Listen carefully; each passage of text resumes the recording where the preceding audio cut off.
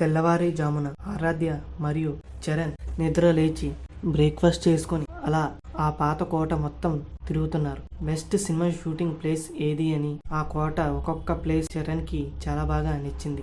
అలాగే చరణ్ ఒక్కొక్క ప్లేస్ చూసుకుంటూ చరణ్ ఆరాధ్యను మర్చిపోయి ఆ ప్లేస్లో ఎటువంటి మూవీ సీన్స్కి సెట్ అవుతుందో అని చరణ్లో తన మైండ్ ఇమాజిన్ చేసుకుంటూ ముందుకు వెళ్ళిపోయాడు. అప్పుడే సడన్గా ఆరాధ్య గట్టిగా కేక వేస్తూ